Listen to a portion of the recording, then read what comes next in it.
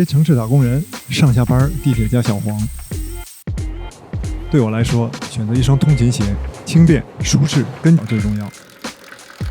当然还有颜值。Approach shoes 在国内没有明确翻译，直译就是接近鞋，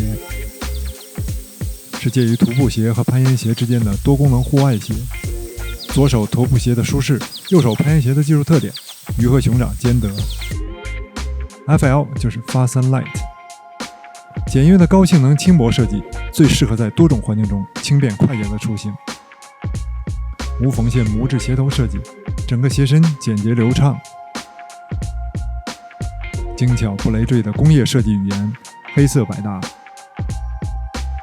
上脚舒适，刚上脚鞋头附近的弯折部分会有点硌脚，建议穿之前拿手弯折几下，缩短磨合期。鞋面采用 One Piece 耐磨针织涤纶网布，配合内嵌式鞋带系统。内衬是柔软的微绒面隔层，包脚跟脚。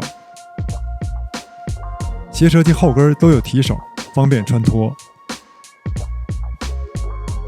插脚布鞋舌可以有效阻挡鞋里进沙子，使你精疲力竭的不是远方的大山，而是你鞋子里的沙粒。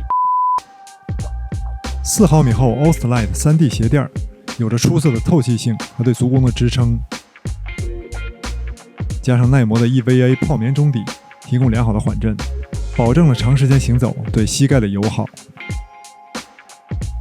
10.5码大小的鞋子，重量仅有362克。作为对比，篮球鞋界的轻量天花板科比5是369克。外底采用 Vibram Mega Grip 的橡胶化合材料，搭配鞋底凸块设计，把摩擦力最大化，在多变的地形中给你提供安全感，而在平地行走时又非常灵活。我耐克穿每码11码，这款穿10.5码，稍稍1指不到的富裕量。